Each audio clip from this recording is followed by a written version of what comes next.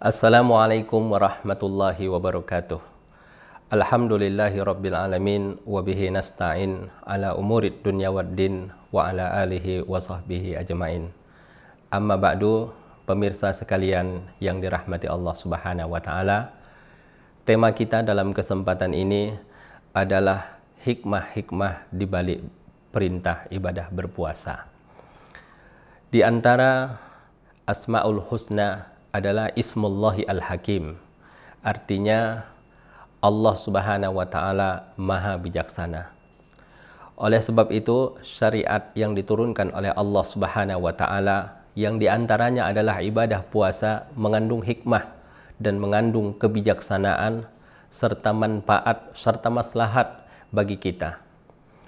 Maka oleh karena itu, apapun yang diperintahkan oleh Allah Subhanahu wa taala pasti ada manfaatnya dan pasti ada maslahatnya.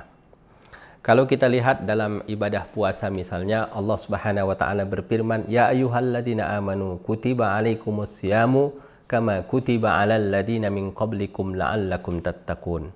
Hai orang-orang yang beriman, diwajibkan kepada kamu berpuasa sebagaimana telah diwajibkan kepada orang-orang yang sebelum kamu. Semoga kamu menjadi orang-orang yang bertakwa. Nah, kata-kata la'allakum tattaqun, ya, semoga kamu menjadi orang yang bertakwa. La'alla dalam bahasa Arab maknanya tarojji. Tarojji itu harapan. Ya, kalau memang itu perkataan makhluk, maknanya tarojji. Seperti misalnya la'alla tijaroti robihatun. Mudah-mudahan daganganku untung. Yang namanya dagangan kan bisa untung, bisa juga buntung, bisa juga rugi. Makanya kata-katanya dipakai adalah la'alla. Tapi kalau Allah yang mengatakan la'allakum tattaqun, maka maknanya adalah pasti.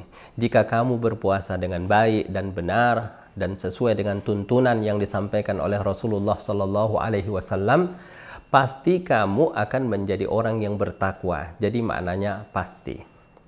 Tapi pertanyaannya adalah, jemaah sekalian, bagaimana ceritanya puasa itu bisa membuat orang menjadi bertakwa?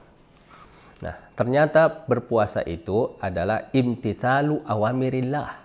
Dia menjunjung tinggi perintah Allah Subhanahu wa taala.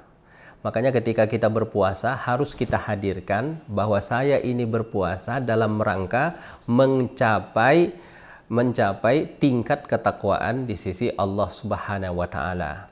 Jadi selama 30 hari berturut-turut kita menjalankan perintah Allah, menahan lapar, menahan dahaga, menahan lisan untuk tidak berkata yang tidak-tidak, maka itu adalah salah satu tujuan daripada berpuasa, akan membentuk kepribadian yang bertakwa kepada Allah Subhanahu wa taala.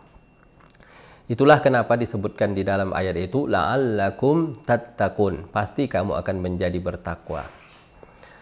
Yang kedua, kalau kita berada di sebuah rumah yang sepi, sunyi, tidak ada yang tahu, tidak ada yang lihat, tidak ada juga CCTV, di rumah ada makanan enak, minuman segar, tapi kenapa kita tidak makan makanan itu?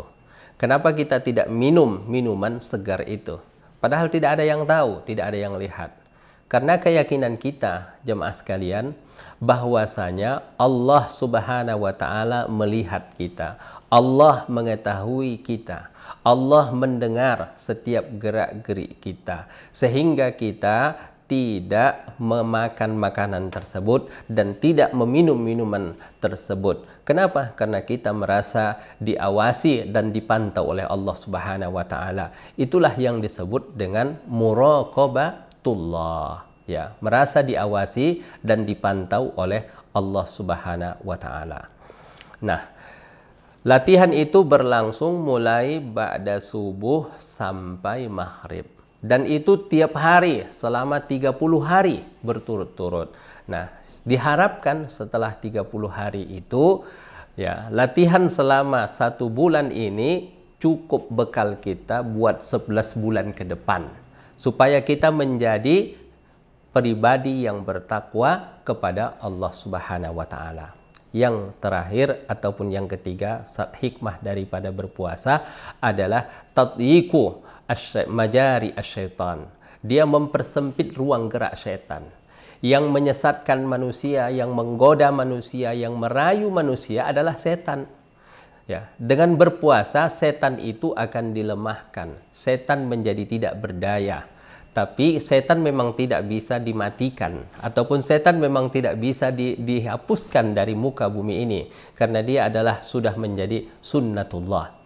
Tapi jamaah sekalian, dengan kita berpuasa, setan itu tidak berdaya untuk menggoda manusia. Asyaitanu yajri min bini Adam majrad dam. Setan mengalir di dalam tubuh manusia seperti mengalirnya darah. Sebenarnya kalau dipikir-pikir, kita tidak mampu untuk menghadapi setan. Kita tidak mampu untuk melawan setan. Makanya untuk menghadapi setan ini, kita selalu minta perlindungan kepada Allah Subhanahu wa Ta'ala. Dan salah satu cara untuk mengalahkan setan adalah dengan berpuasa sehingga dia lemah.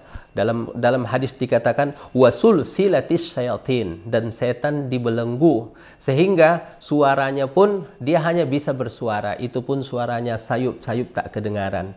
Nah, jadi pertanyaan sebagian orang, kenapa di bulan puasa masih ada orang jahat, masih ada orang berbuat maksiat, masih ada orang berbuat dosa? Jadi ternyata yang berbuat dosa dan berbuat maksiat itu hanyalah orang yang kebiasaannya bermuamalah dengan setan. Sehingga dia bisa mengenali suara setan itu walaupun dia sayup-sayup tidak kedengaran. Jadi ada 3 hikmah puasa yang kita sebutkan dalam kesempatan ini. Semoga kita bisa mengambil faidahnya dan mengambil manfaatnya dan bisa menjalankan puasa dengan sebaik-baiknya. Demikian itu saja yang bisa sampaikan kepada para pemirsa sekalian. Semoga kita diberkahi, amin ya rabbal alamin. Wabillahi taufiq wal hidayah.